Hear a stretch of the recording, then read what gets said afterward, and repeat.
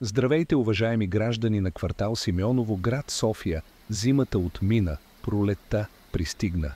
И с нея едно ново, светло начало. Имаме удоволствието да ви представим нашата най-нова придобивка. Официално, законно, утвърдено и уютно сметище за всякакъв отпадък.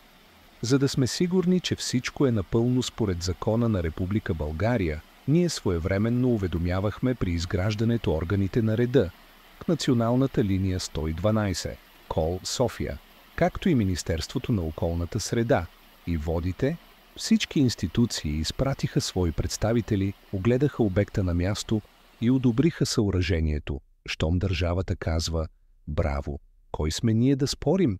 А ние мислим за вас. За ваше улеснение разчистихме малко гората.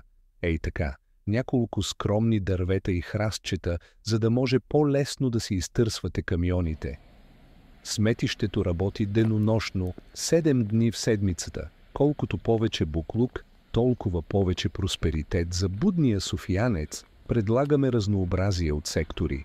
Гуми, найлони, стари врати, кулци, счупени огледала, бутилки, тръби, плочки, изолация, каквото ви душа иска.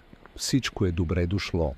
От време на време поръчваме багер, който разбута насипите, тъй че и така се освобождава този аромат, свеж, натурален, с послевкус на прогрес. А водата от планина Витоша грижливо разнася това благоухание към града, за да се порадват и съгражданите долу. Нищо не остава скрито. Всичко тече, всичко се носи. А сигурността, без притеснения, на входа от към Симеоновско шосе редовно патрулира Народната полиция, а с тях охранители, таксиджии и случайни минувачи, които също се възползват от благата на мястото, било по малка, било по-голяма нужда. Малка молба към гражданите и гости на града. Моля, хвърляйте буклука направо долу в рекичката, да запушим малко тази мизерна локвичка, да я превърнем в язовир Симеоновски, като същински бобари, изграждащи бъдещето тухла по тухла или кофа по кофа. Сухо лято иде. Да сме подготвени, а за наводнения няма страшно. Ако ще е екологична катастрофа, нека поне е планирана. Място сме отворили, терен голям. Откакто затворихме тоя безсмислен лифт, дето така и така никога не се ползваше. То, нали, софиянец ходи с колата до Алеко. Освободихме чудесна площ. Простор, свобода и удобство. За заинтересованите, новото сметище се намира точно на разклона между Симеоновско шосе и улица Чифлика.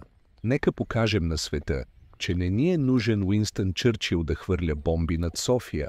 Ние сами можем. С чувство за отговорност и миризма, квартал по квартал ще се справим. Да живее прогресът, да живее удобството и най-вече да живее България.